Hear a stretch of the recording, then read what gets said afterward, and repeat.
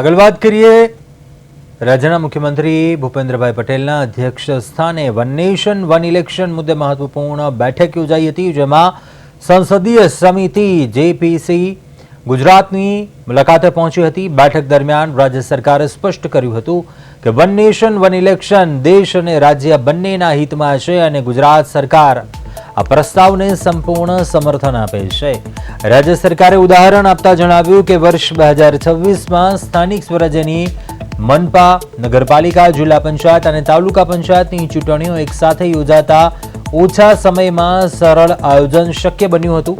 સરકારના સર્વે પ્રમાણે એક વિધાનસભા અને લોકસભા ચૂંટણીમાં અંદાજિત 50 લાખ કલાકનું સમય ખર્ચાય છે। વારંવાર લાગતી આચારસંહિતા અને ચૂંટણી પ્રક્રિયાને કારણે સામાન્ય નાગરિકોની કામગીરી પર અસર થતા હોવાનો પણ ઉલ્લેખ કરાયો। સાથે જ કોંગ્રેસ નેતા રાહુલ ગાંધીના સંવિધાન અંગેના નિવેદન પર પ્રતિક્રિયા આપતા જણાવાયું કે રાહુલ ગાંધીને સંવિધાન વિશે પૂરતી સમજ નથી અને તેઓ માત્ર રાજકીય નિવેદનો કરી રહ્યા છે।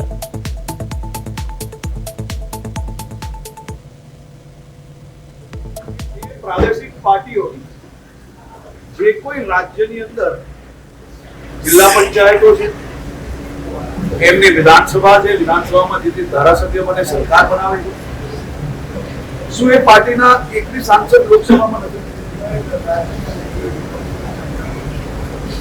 તો આ વિપક્ષ દ્વારા વન નેશન વન ઇલેક્શનમાં એમને નુકસાન શું? આધાર પુરાવા વગરની વાત। આપણે 2026ની ચૂંટણી ગુજરાતમાં જોઈ, હમણાં સ્થાનિક સ્વરાજ્ય તો એક પાર્ટીની જિલ્લા પંચાયત બની, શું એની નીચે તાલુકા પંચાયત કોઈ બીજી પાર્ટીની નથી બની?